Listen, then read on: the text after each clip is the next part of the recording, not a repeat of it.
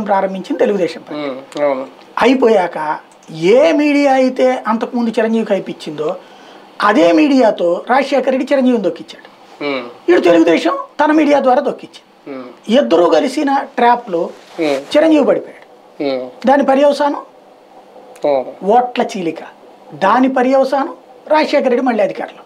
అంటే అప్పుడంటే 294 కాబట్టి ఆ ఫైట్కి ఆయన సిద్ధపడ్డారు. దానికి తగ్గట్టుగా మీరు అన్నట్లు ఓట్ల చిలికి ఉంది. ఇప్పుడు 170 స్థానాలకి అంత అవుతుందా? అందుకని ఇప్పుడు చంద్రబాబు ధైర్యం చేయట్లేదు అంట. అదే అందుకే ధైర్యం చేయట్లేదు. ఆయన వైఎస్ఆర్ ధైర్యం చేశారంటే అన్నిట్లో ధైర్యంగా ఉన్నాడు.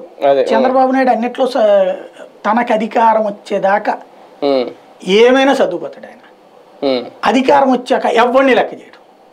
చంద్రబాబుకున్న స్టైల్ ఏంటంటే అధికారం రాకముందు అదేదో వసుదేవుడు అంతటోడే అంటారు కదా, ఆ సామెతను నిరువు చేస్తాడు.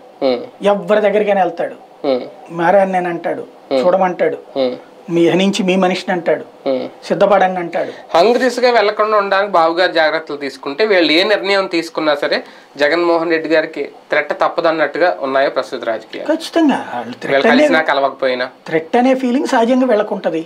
అంటే వీళ్ళు క్రియేట్ చేస్తున్నారా అంటే అదే కదా, హైప్ క్రియేట్ కదా. ఇద్దరు కలిస్తే హైప్ క్రియేషన్. అది జనం ఎంతవరకు రిసీవ్ చేసుకుంటారనే చూడాలి. రేపొద్దున సీట్ల లెక్క తర్వాత ఏమన్నా ఆ హైప్ అలాగే ఉంటుందా, తగ్గిపోతుందా? ఎంత ఉంటే హైప్? పవన్ కళ్యాణ్ లాయల్టీ అన్నటువంటిది చంద్రబాబుకి వరం కాబట్టి ఏమీ కాదు, పొత్తు ఖచ్చితంగా ఉంటది. ఏం జరిగినా ఉంటది.